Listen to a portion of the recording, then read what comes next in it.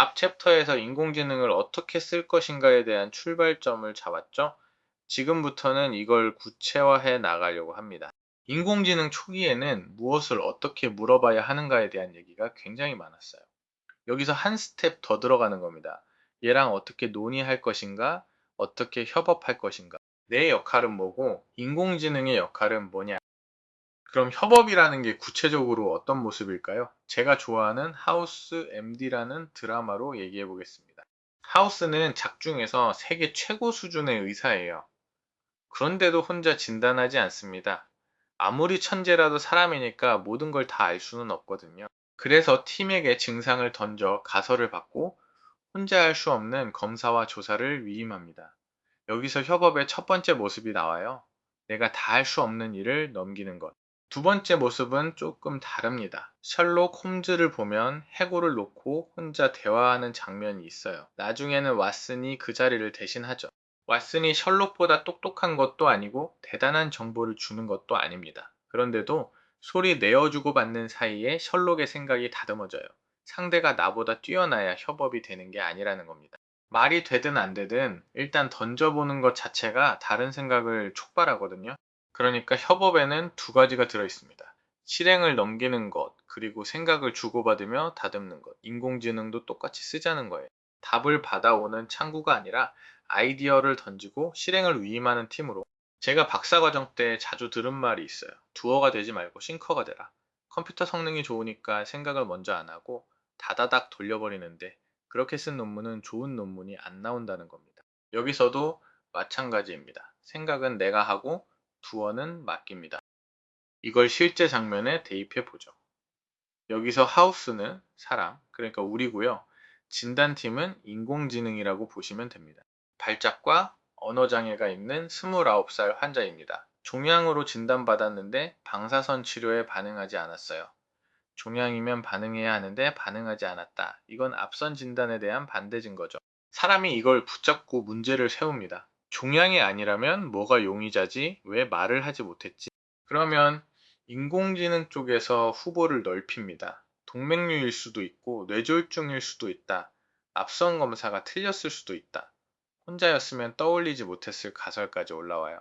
그걸 받아서 다시 사람이 정합니다. 좋아. 그럼 이 검사를 해서 어느 가설이 남는지 보자. 여기서 사람, 즉 하우스가 한 일이 뭐죠? 문제를 정의했고 무엇을 확인해서 무엇이 남는지 보겠다는 판단 기준을 정했습니다. 인공지능이 한 일은 후보를 넓힌 것, 그리고 지시받은 검사를 실제로 수행하는 두어가 된 것이고요. 앞에서 말씀드린 두 가지 협업이 이 한 장면에 다 들어있는 겁니다. 그런데 가설을 넓히는 것만으로는 후보가 줄지 않아요. 좁히는 건 그 다음 질문입니다. 이 가설과 맞지 않는 증거는 뭐냐? 둥근 물체를 축구공인 줄 알고 찾는데 발이 매우 아프다. 그게 반대 증거죠. 인공지능도 사람도 실수합니다. 그러니 쓰지 말자가 아니라 반대 증거로 후보를 좁혀가는 절차를 두자는 겁니다. 이 되묻는 일이 사람 쪽에 남습니다. 그럼 어디까지 위임하고 무엇이 내 몫으로 남을까요? 이게 인공지능 시대에 우리가 새로 물어야 할 질문입니다. 무엇을 새로 키워야 하느냐도 여기서 갈리고요. 위임되는 쪽부터 보죠. 방금 그 장면에서 하우스는 윌슨병이라는 병명을 떠올리지도 못했고 그걸 어떻게 검사하는지도 몰랐습니다. 그런데도 진단에 도달했어요.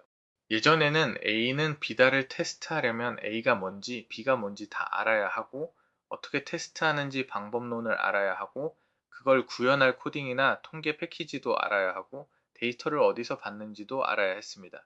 지금 극단적으로 줄어든 게 바로 그 부분이에요. 선행 지식의 레이어가 굉장히 얇아졌습니다. 그런데 얇아졌다는 거지 없어졌다는 게 아닙니다. 남는 게 뭐냐? 첫째는 무엇을 확인할 것인가라는 질문이고요. 둘째는 어떤 선행 지식이 필요한지 알아채는 감각입니다. 구글이 등장한 뒤로 핵심 능력은 외우는 게 아니라 찾는 것이 됐다고 하죠. 그런데 찾으려면 뭘 찾을지에 대한 아이디어가 머릿속에 있어야 합니다. 일종의 색인이에요. 셋째는 결과를 담는 형식입니다. 논문을 심사하다 보면 아이디어도 괜찮고 구현도 나쁘지 않은데 논문 형식이 아닌 경우가 있어요. 형식이 왜 있냐면 우리가 꼰대라서가 아니라 많은 정보를 체계적으로 빨리 처리하기 위해 있는 겁니다. 넷째는 돌아온 답이 말이 되는지 보는 눈이고요. 그러니까 구체적인 지식은 위임할 수 있어도 무엇을 알아야 하는지는 위임할 수 없습니다. 그래서 사람이 바보가 되면 안 돼요. 제가 바보처럼 쓰면 결과물도 바보로 돌아옵니다. 잘 모르고 만든 것들은 모르고 만든 티가 나고요. 사람이 틀을 잡아주지 않으면 인공지능은 방향 없이 토큰만 씁니다. 그럼 내 몫으로 남은 것부터 실제로 해보죠. 판단 기준을 쥐는 일 말입니다. 그게 질문의 차이로 나타납니다. 어떤 기업에 투자해야 하느냐고 물어보면 그건 기준을 세우는 일까지 모델에게 넘기는 거예요.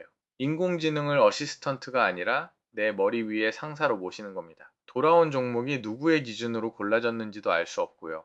그게 아니라 이렇게 묻는 거예요. 나는 이익이 나고 그 성과가 지속될 수 있는 기업에 투자한다. 이 문장을 투자 철학으로 삼아 분석을 시작하려면 첫 단계는 무엇인가? 기준은 내가 쥐고 그 기준을 분석 가능한 형태로 펼치는 일을 맡기는 겁니다. 이 과정 전체가 지금 내 머릿속에 다 있지는 않아요. 당연하죠. 그럼에도 나는 이걸 만들고 싶고 그래서 나를 도와 만드는 어시스턴트로 쓰는 겁니다. 변호사 시험을 통과하는 모델이라도 내 사건의 결과까지 대신 책임지지는 않으니까요. 방금 그 질문, 그러니까 이 투자 철학으로 분석을 시작하려면 첫 단계가 무엇이냐를 제미나이에게 실제로 던져봤어요. 그랬더니 제 문장을 두 개의 차원으로 나누더라고요. 이익이 난다, 그리고 성과가 지속된다. 이 둘은 굉장히 다른 질문입니다. 올해 이익이 났다는 게 내년에도 난다는 걸 보장하지는 않으니까요. 그래서 분리해서 답해야 하는 질문이 됩니다. 첫 번째, 이익이 나는가? 어떤 이익을 볼 것인가? 영업이익률이냐, ROE냐, 프리캐시플로냐? 몇 년 동안 어느 수준을 요구할 것인가? 한 분기냐, 10년이냐, 10%를 요구할 거냐, 1%를 요구할 거냐? 이건 제가 정해야 합니다. 그리고 장부상 이익이 실제 현금으로 이어지는가? 당연히 그래야 하는데 아닌 경우가 있어요. 외상으로 팔면 매출은 지금 잡히고 현금은 다음 달에 들어오니까요. 두 번째, 성과가 지속되는가? 경쟁자가 따라오기 어려운 이유는 무엇인가? 그 경쟁 우위를 어떤 증거로 확인할 것인가? 어떤 변화가 나타나면 판단을 바꿀 것인가? 브랜드, 전환 비용, 네트워크 효과, 비용 우위 같은 것들이 여기서 나오죠. 중요한 건 인공지능이 기준선을 대신 정해주지 않았다는 겁니다. 모호한 문장을 제가 답해야 할 하위 질문으로 정리해 준 거예요. 이익이 나는가는 상대적으로 쉽습니다. 재무제표라는 출처가 분명하고 정의를 정해서 계산하는 일은 코드로 끝나요. 골치 아픈 건 두 번째입니다. 경쟁 우위를 숫자로 표현해 놓은 데이터가 없거든요. 영업이익률이 경쟁사보다 항상 2%포인트 높으면 경쟁 우위가 있다고 할 수 있을까요? 그럴 것 같기도 하고 아닐 것 같기도 하죠. 그런데 그렇게 보려면 먼저 경쟁사를 특정해야 하는데 그 자체가 엄청나게 어려운 작업입니다. 삼성전자의 경쟁사는 어디죠? 가전으로 보면 LG전자, 휴대폰으로 보면 애플, 반도체로 보면 TSMC입니다. 애플은 더 복잡하죠. 핸드폰 만들고 컴퓨터 만들고 인공지능의 자동차까지 간을 보고 있으니까요. 테슬라는 배터리 회사인가요?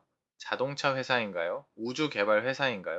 산업 분류나 섹터 코드로는 이걸 따라잡지 못합니다. 경쟁 관계와 그 변화는 사업 보고서나 IR, 뉴스처럼 문장으로 서술된 자료에 먼저 나타나요. 그러니까 경쟁사를 특정한다는 것부터가 비정형 데이터를 거쳐야 한다는 뜻입니다. 숫자로 된 데이터는 이미 다들 이리 씹어보고 저리 씹어봤어요. 비정형 데이터는 아직 씹어볼 걸 다 씹어보지 못했습니다. 그래서 남들이 못하는 무언가를 만들 가능성이 여기 남아있는 거죠. 그럼 굳이 이렇게 복잡한 과정을 거쳐야 하느냐? 채팅창 열어놓고 이거 어때 저거 어때 물어보고 결과 복사해서 다음 단계로 넘기는 식으로 쓰시는 분들 많을 겁니다. 저도 필요하면 그렇게 써요. 일회성 작업일 때는 아무 문제가 없습니다. 그런데 밸류에이션은 대표적인 반복 작업이에요. 우리는 과거와 현재와 미래를 통틀어 변하지 않는 법칙을 찾는 게 아니거든요. 작용 반작용의 법칙은 언제나 맞습니다. 하지만 오늘 애플이 좋은 회사라고 해서 과거에도 좋았고 미래에도 좋을 것이냐는 완전히 다른 질문이에요. 하루 사이에 중요한 정보가 도착하면 답이 바뀝니다. 그런데 그게 도착했다는 걸 내가 일일이 어떻게 알겠어요? 우리 다 바쁜 사람들이잖아요. 하루 종일 뉴스만 쳐다보고 있을 수는 없습니다. 그러니까 반복될 걸 전제하고 워크플로우를 한번 잘 만들어 두는 겁니다. 믿을 수 있게 정의된 자료만 쓰도록 가이드 해놓고 같은 기준으로 다른 기업, 다른 기관에 그대로 다시 돌리는 거죠. 만드는데 품이 들긴 하지만 그 품은 같은 분석을 반복할수록 돌아옵니다. 결국 내 시간을 아끼자고 하는 일이에요. 그리고 하나 더, 작업의 단위를 쪼개지 않으면 인공지능은 목표 지향적으로 움직입니다. 내 투자 철학은 이거야. 구체화해서 데이터를 구한 뒤 분석해서 상위 3개를 줘. 이렇게 처음부터 끝까지 하나의 메시지로 보내면 중간에 빠뜨린 게 생겨도 개의치 않고 나는 목표를 달성했어까지 그냥 달려버립니다. 그러면 이 과정이 다시 블랙박스가 되죠. 그래서 단계로 쪼갭니다. 예를 들면 5개예요. 첫째, 질문 설계. 모호한 철학을 스크리닝 질문으로 바꿉니다. 둘째, 1차 스크리닝. 여기서 스크리닝은 회사가 아니라 후보군에 대한 스크리닝입니다. 셋째, 지속 가능성 검토. 공시와 IR 뉴스를 확인합니다. 넷째, 반대 증거 검증. 다섯째, 후보 확정. 이건 사람이 합니다. 워크플로우라는 건 큰 작업을 작은 작업으로 쪼개는 계획이에요. 저는 포드 자동차의 컨베이어 벨트 같은 느낌으로 생각합니다. 에이전트 하나하나는 결국 언어 모델인데 얘가 얼마나 똑똑한지 우리는 감이 없단 말이에요. 그러니까 내 지능을 다 믿을 테니 통째로 해라가 아니라 내 능력이 제한적인 건 알겠는데 요만한 작업 하나는 상당한 정확도로 할 수 있지 않겠니? 이렇게 쪼개서 합치는 겁니다. 그럼 이 작업들을 제가 일일이 지시해야 하느냐? 그러면 딸깍이 아니겠죠? 그래서 오케스트레이터를 둡니다. 오케스트레이터는 작업을 직접 처리하지 않아요. 지시와 결과를 연결하는 관리자입니다. 각 단계를 맡은 에이전트에게 배정하고 지금 대기 중인지 진행 중인지 실패했는지 추적하고 다음으로 넘길지 다시 시킬지 사람에게 보낼지를 고릅니다. 사람의 역할은 그 관리자를 다시 한번 관리하는 거고요. 다음은 하네스입니다. 하네스는 실행 규칙이에요. 신입사원이 오면 너는 무슨 역할을 하고 이렇게 하면 저렇게 하라고 알려주잖아요. 그 업무 규칙을 에이전트가 알게 만들어 주는 겁니다. 어떤 순서로 할 것인가, 각 단계를 누가 맡고 무엇을 다음으로 넘길 것인가, 언제 제시도 하고 언제 사람에게 넘길 것인가, 무엇이 갖춰지면 완료로 볼 것인가. 한번 정해 놓으면 다른 기업, 다른 기관에도 같은 순서와 조건으로 다시 돌릴 수 있습니다. 여기서 중요한 결정이 하나 더 있어요. 어떤 걸 코드로 하고 어떤 걸 언어 모델에게 시킬 것인가. 보통 혼합형으로 갑니다. 필수 항목 검사나 승인, 중단 조건처럼 재현이 필요한 부분은 코드에 맡기는 게 빠르고 정확해요. 대신 코드는 콤마 하나 빠진 오류에도 작업 전체를 실패로 처리합니다. 언어 모델은 반대죠. 유연하지만 정확성이 늘 걸리고 특히 숫자를 그대로 옮기는데 약합니다. 그 다음 결정할 게 자율성입니다. 에이전트에게 어디까지 결정권을 줄 것인가. 자율 답변형은 이렇게 지시합니다. 가장 적합한 기준을 선택하고 선택 이유를 남기고 승인된 범위에서 계산하고 중간 승인을 기다리지 말고 완료 조건까지 진행하라. 여기서 이유를 남기라는 건 코딩으로 치면 로깅이에요. 결과가 이상할 때 어디서부터 잘못됐는지 알려면 기록이 있어야 하니까요. 선택 대기형은 반대입니다. 이익을 측정할 기준을 최대 3개의 선택지로 제시하고 각각의 장단점과 필요한 데이터를 설명하고 결정이 필요한 경우 임의로 가정하지 말고 물어보라. 그러면 에이전트가 영업이익률과 프리캐시 플로 중 어떤 걸 쓸까요? 하고 멈춰섭니다. 이 둘은 실행 중에 갈리는 분기가 아니라 설계할 때 내가 고르는 선택입니다. 왜 필요하냐면 지시가 없는 부분은 알아서 해버리기 때문이에요. 특히 나 자신도 명확하지 않은 상태로 던진 작업은 두 극단으로 갑니다. 필요 없는 걸 다 해서 토큰만 엄청나게 쓰거나 내 기준을 싹 무시하고 대충 해버리거나 저도 최근에 기록을 꼼꼼히 남기라고 했다가 이틀 만에 토큰을 다 잡아먹고 결과물은 손에 남지 않은 적이 있어요. 그래서 판단이 필요한 지점에서는 멈추게 만들어 놔야 합니다. 그래야 제가 개입할 수 있어요. 이제 지속 가능성을 뉴스와 공시로 확인하는 단계입니다. 여기서 중요한 게 하나 있어요. 인공지능은 사용자의 의도를 따라갑니다. 많이 고쳐졌지만 여전히 그래요. 사용자가 A라고 하면 A가 아니어도 맞다고 하고 이건 아니지 않냐 하면 죄송해요 하고 말죠. 그래서 강화와 약화, 긍정과 부정을 반드시 한 번씩 다 검토하게 만드는 게 중요합니다. 한 에이전트에게 양쪽을 다 시킬 수도 있어요. 인계할 것도 적고 간단하죠. 그런데 안 좋은 얘기가 빠졌을 때 중요하지 않아서 뺀 건지 실수로 빠뜨린 건지 알 수가 없습니다. 두 에이전트로 나누면 같은 기간과 원천, 같은 출력 형식을 공유하면서 한 방향씩 맡아 각각 완료하죠. 비용과 중복은 늘지만 어느 방향의 조사가 부족한지 확인하기 쉽습니다. 서로 반대되는 결과를 찾는 과업은 독립적으로 완료하고 검증할 수 있을 때 분리한다고 정리할 수 있습니다. 설계할 때 걸리는 것들을 짚고 가겠습니다. 첫째, 상태를 남기는 겁니다. 이 에이전트들은 비싸고 시간도 많이 걸려요. 한번 중단됐을 때 처음부터 다시 실행하는 건 굉장히 비효율적입니다. 게다가 같은 입력을 넣어도 같은 출력이 나온다는 보장이 없어요. 그래서 지금 어느 단계인지, 무엇이 나왔는지, 왜 실패했는지를 남겨두면 잘못된 단계만 다시 돌릴 수 있습니다. 둘째, 판단 경로를 로그로 남기는 겁니다. 최종 리포트에 설명을 덧붙이는 게 아니라 각 단계가 무엇을 기준으로 무엇을 했는지 남기는 거예요. 다만 과하면 안 됩니다.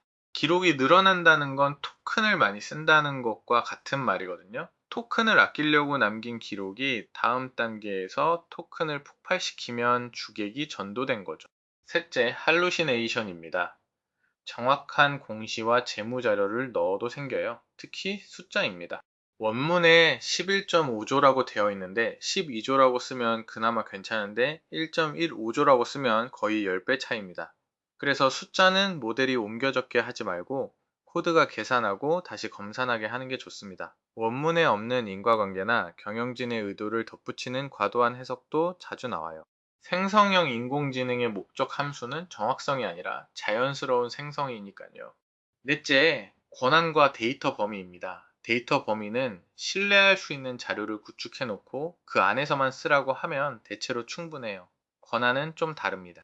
접근하면 안 되는 데이터에 접근하거나 지우면 안 되는 파일을 지우는 일이 생길 수 있어요. 문제는 명확한 금지가 있어도 꼭 지키지는 않는다는 보고들이 있다는 겁니다. 그래서 아예 삭제 권한을 주지 않는 식으로 막는 게 낫습니다.